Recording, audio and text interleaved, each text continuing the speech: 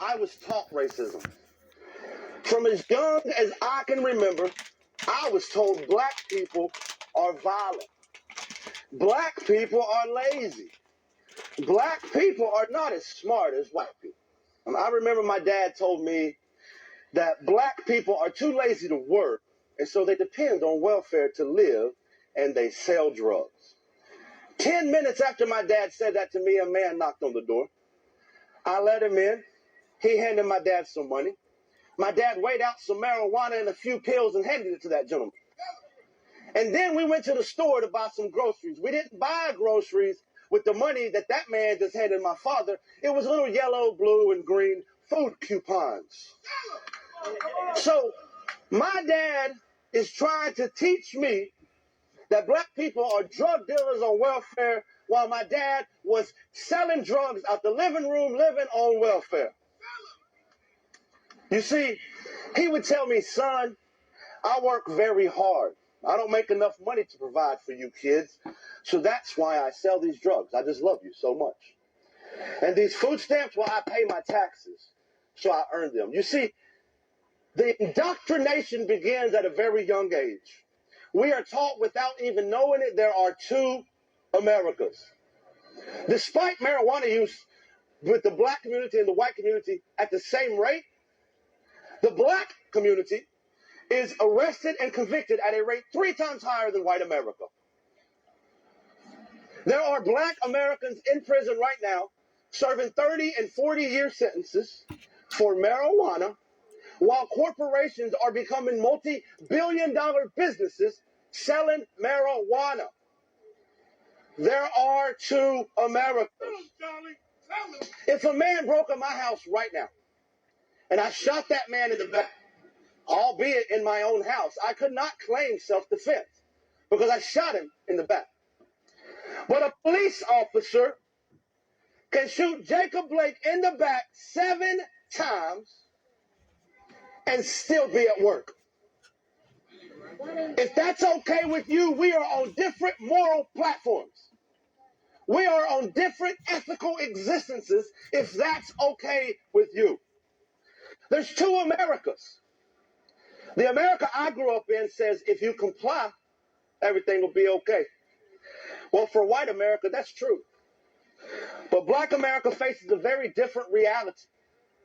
The use of force and the threat of the use of force is actually 4 times higher for police-initiated interactions. The America I grew up in will say, if you stop talking about racism, it'll go away. Well, for white America, that's true. Because as a white American, I don't have to think about my race. I'm not judged by my skin color as soon as a potential employer meets me, as soon as a loan officer meets me, as someone that's coming to appraise my home for sale, don't judge me by my skin color.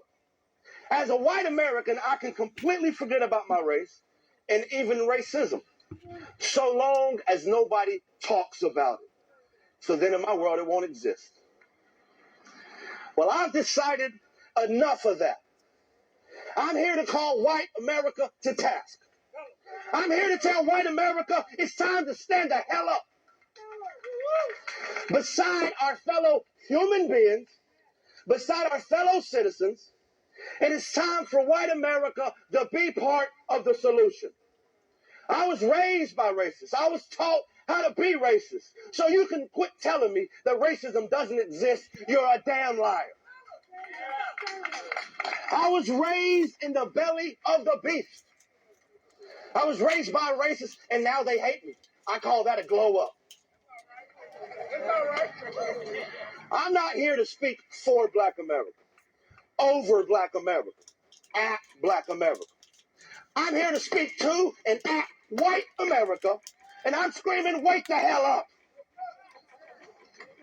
White supremacy is woven into the very fabric of this country.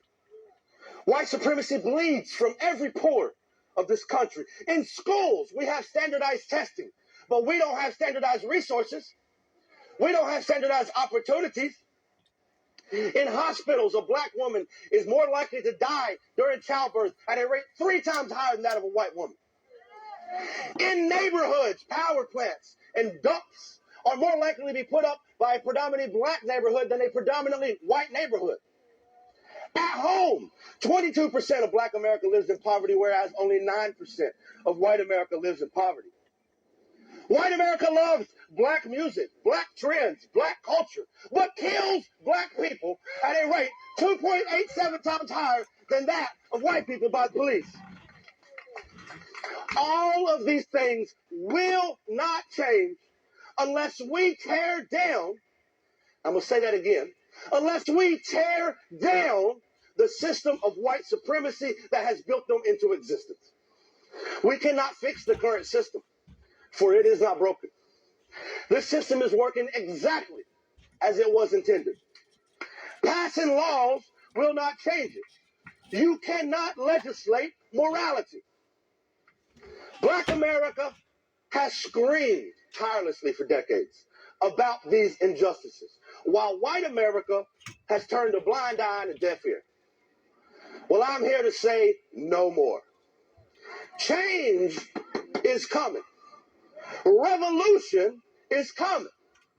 It's time to open your eyes, white America. White people make up nearly 60% of the American population, and the overwhelming majority of them refuse to even admit that racism exists. They think that there's a conspiracy against them by the government with zero evidence, but ignore the obvious systemic racism and oppression against black America that's well documented. Well, I've made it my life's mission to call white America to task. Mr. Blake, Miss Austin, to all the families of victims of police brutality in this country, to all of those of you who wake up every day and deal with the system of white supremacy built to marginalize you, I say to you this one thing: I will stand with you. I will march with you. I will protest with you. I will fight with you. I will use my privilege and my platform to demand that white America stop ignoring this humanitarian crisis happening right here in America. So, white America, this is your choice. Either be part of the solution, or by God, you are the problem. No justice? Agreed. Thank you.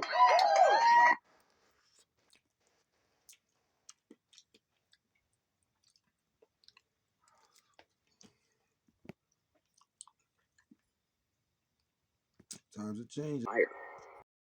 I just think socialism would be The rich should pay their.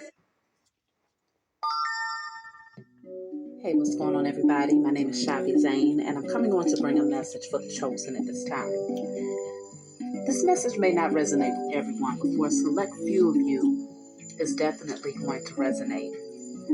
I want to start off by saying that many of you are now coming into the realization of just how powerful you are, and some of you may not even have a clue. Because whether you're privy to this or not,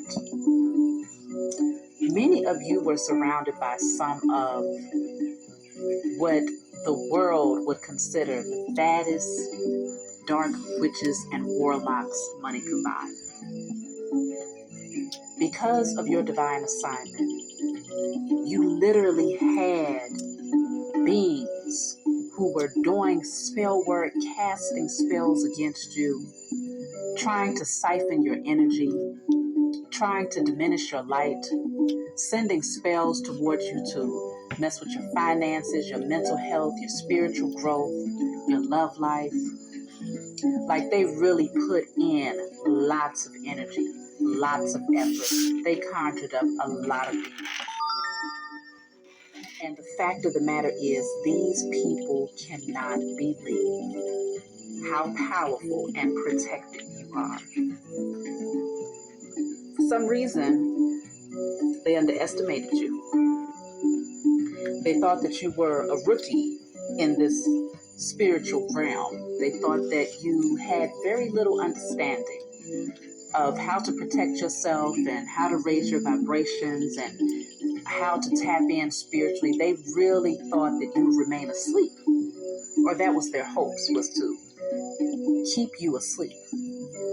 But your spiritual gifts have become amplified to the point where they now realize that they have to learn from you.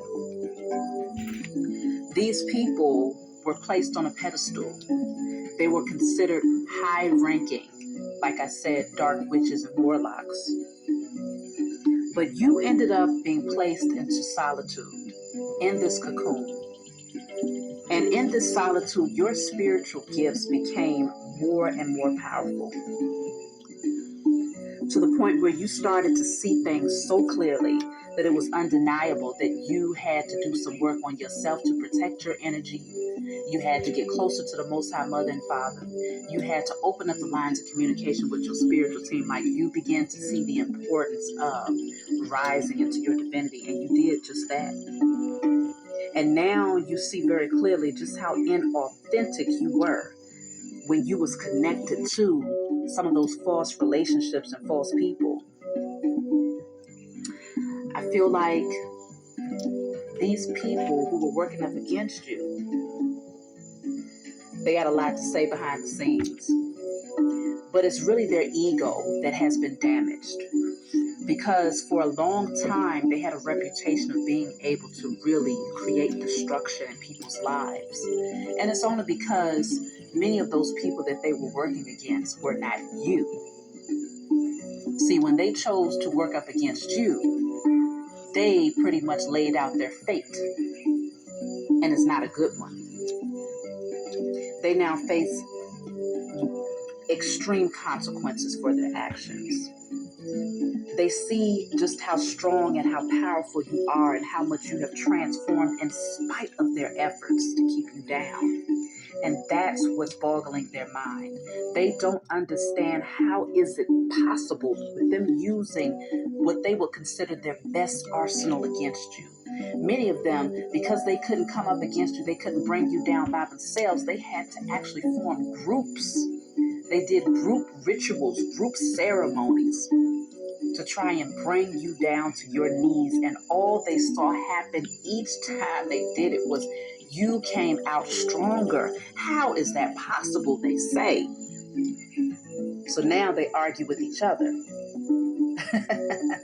They sit amongst each other looking at each other like, man, I guess we're not what we thought we were. Now they have to reevaluate their belief systems.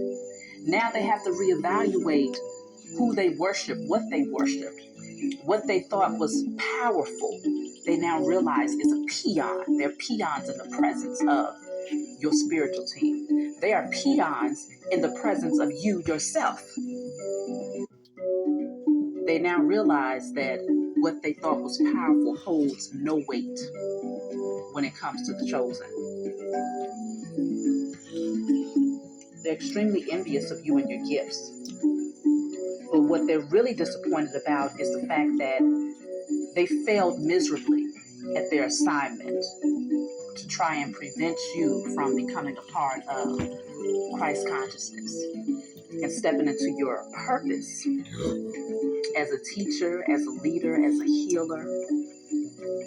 Many of you are moving down a totally new path now because you recognize that what you used to do in the past is not in alignment with your purpose, like your energy, your vibrations, your wisdom, your spiritual gifts. You're so tapped in that you know without a shadow of a doubt that you are here to do spiritual work. You're here to uplift and raise the vibrations of humanity.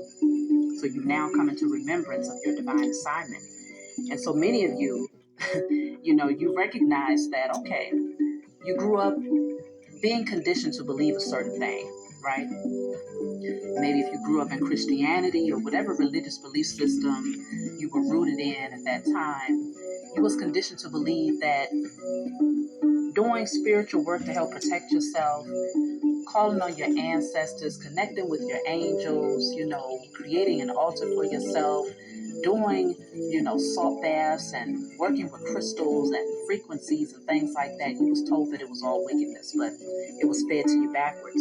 See, you recognize now that they told you it was wickedness because those things are actually meant for the chosen and the chosen alone. But it got perverted, it got distorted, it got misused and abused by people who gained access to this understanding and access to knowing what these tools could do, and they used it for wickedness. And so while we were asleep as the chosen seed, they began to, they surrounded the chosen. Of course, there's always gatekeepers that surrounds the chosen from the time that you're born. The powers that were, they make sure of it. Do spell work, rituals, and pretty much establishing that your life may play out a certain way based on the environment that you grow up in and the hardships that they put on your ancestors and things of that nature. So the chosen has always had these gatekeepers that would keep watch for the powers that were to ensure that you would not free yourself of the matrix. But now your eyes have opened.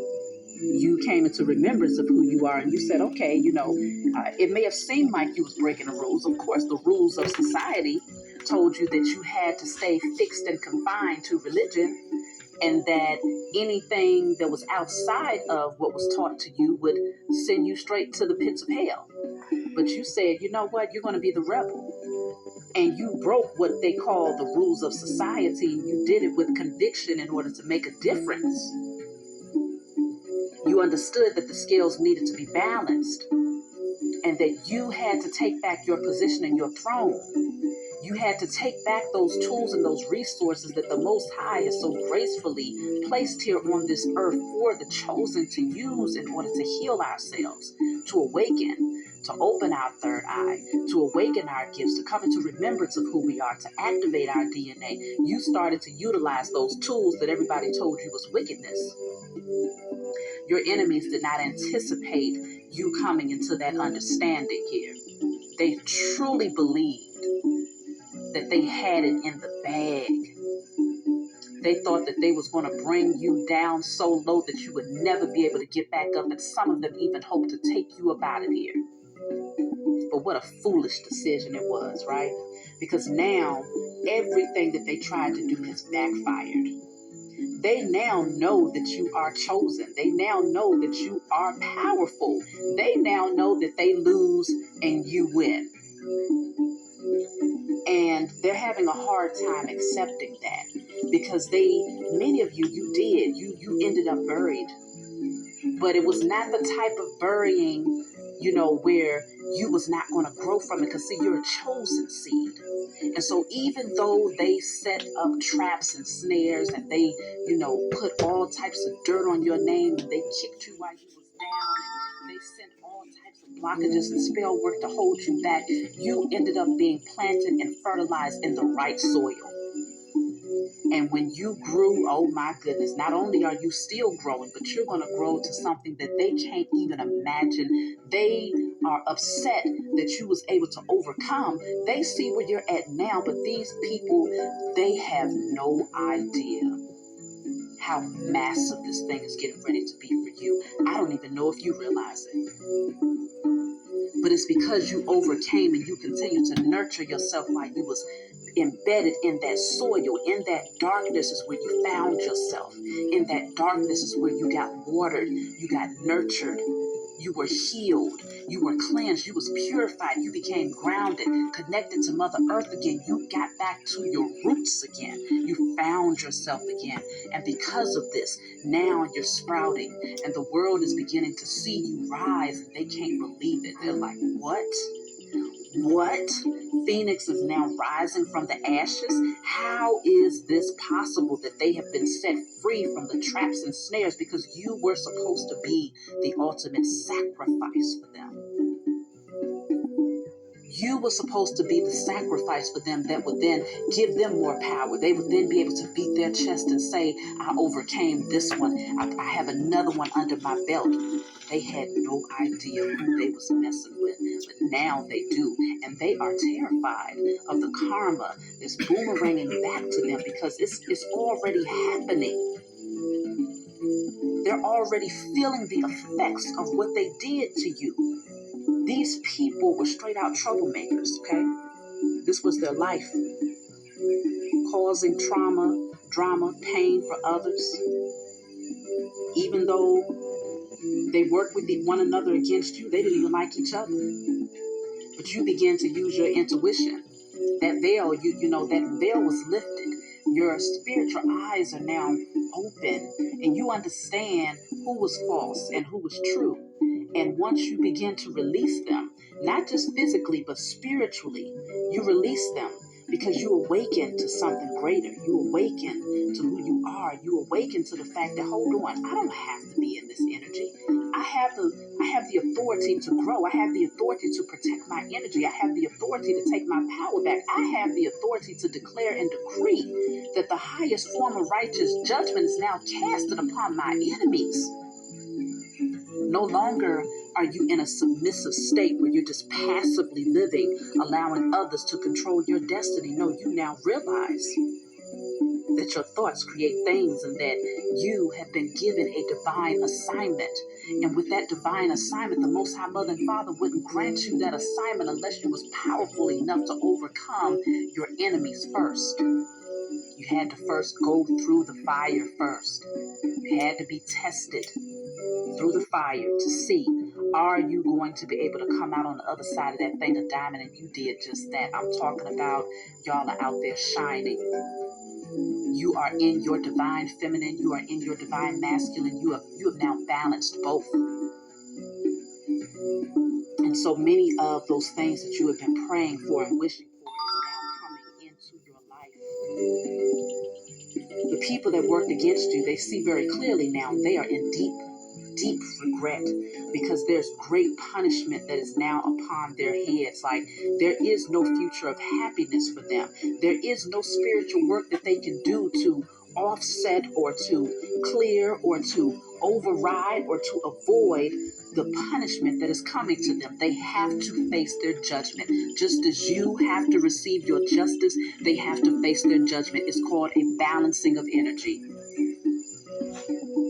It has to happen.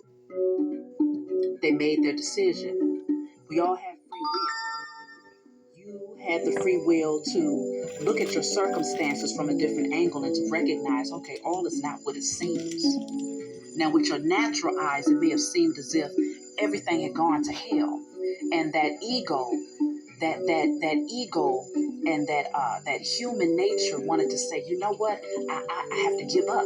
It wanted to keep you in survival mode, but that spiritual energy, that spark that was within you said, no, there's something greater here. This is happening for a greater reason. This is happening for a greater purpose. And now I have to go within myself and I have to cleanse. I have to purify.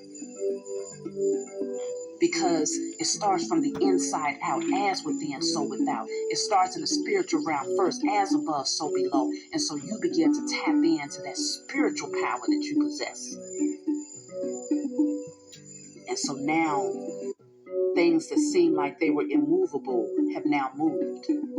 Many of you have been able to regain good health again. You've been able to overcome addictive behavior patterns. You've been able to release relatives that were no longer serving your highest good. You've been able to break generational curses off of your family. You have broken the spell work and the curses. Because see, understand that generational curses, and I've spoken about this time and time again on my channel, generational curses are literally spell work, rituals. That's what a curse is. It is an incantation, something that is spoken over your life and over the lives of your lineage to ensure that you will remain anchored and shackled down. But you broke those curses. You removed the chains off of your ancestors in the spiritual realm. And so because of this, now your ancestors can now thrive. They can now move on your behalf in the spiritual realm. They can now protect you. You've always had divine protection around you, but remember, your spiritual team is not going to act unless you ask. They will not impede on your free will. And many of you came to realize that. There's nothing that is too big or too small. If you reach out and ask for it, they will grant it to you, especially when it's in alignment with you becoming a better version of yourself. These people who were practicing and working against you did not realize the power of your ancestors. They didn't realize the power of the spiritual team that you connected to. They didn't understand the royalty of your bloodline. See, because the thing is, some of these people that was working up against you are your blood family, but they didn't understand that the DNA that you possess is special. The DNA that you possess, you have gained the key to access those codes to unlock what they call dormant DNA. They didn't understand that. So they thought that you didn't have a team of protection that was far greater than their team because they thought, well, hey, we share the same DNA, but see, they didn't understand the structure. They didn't understand that this thing is not set up to where they share the exact same DNA as you. You have access to your Akashic records. You have access to ancient wisdom that goes back to the beginning of time. You have a divine connection to all of the elements: earth, wind, water, fire, the stars, the moon, the planets. Your connection stretches far and beyond anything that they could ever imagine, while they were simply working with demons who have to bow down in the face of high vibrational beings. And now that you have risen and you have come into remembrance of the royalty and the God and the goddesses that you are, even those demons recognize that they must bow down before you because you are a child of the Most High Mother and Father. You have a divine assignment that cannot be stopped, and it will not be stopped.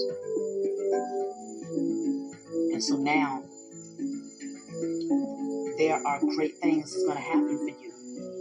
What seemed impossible is now becoming possible. And it's just going to take a matter of patience for you to allow whatever seeds you have planted to continue to grow. Allow those ties, those cords that you had to the wrong people, sever those ties and don't look back. Any efforts or things that they tried to send against you is no longer working. All of their wicked intentions is no longer working because you are too strong. You are too strong and too powerful now.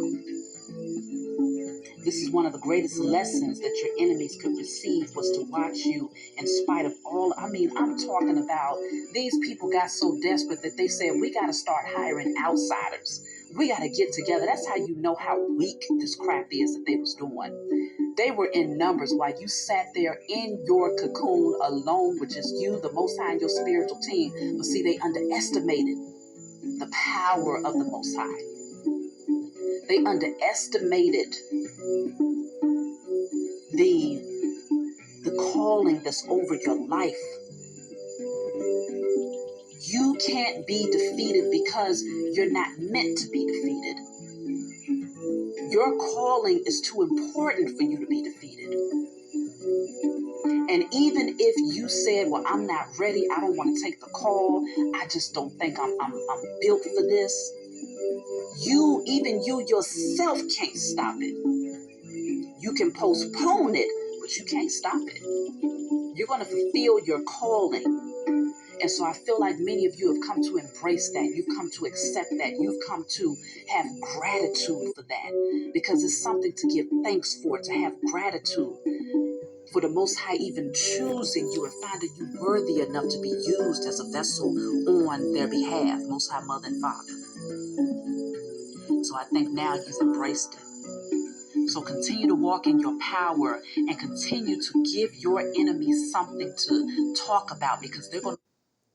So when she says Most High Mother and Father, she's talking about the energy that I told you that is female and male energy mixed up, that you call the ether. And that's why I told you I don't fall for all that other stuff you be talking about. It's about the collective.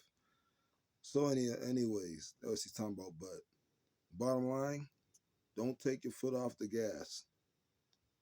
Let's keep going. In fact, let's go 30 times harder. Peace and love, fellow nine ether beings, light beings. We are. And of course they know this. And there's nothing they can do about it. They'll be bowing down. Peace and love.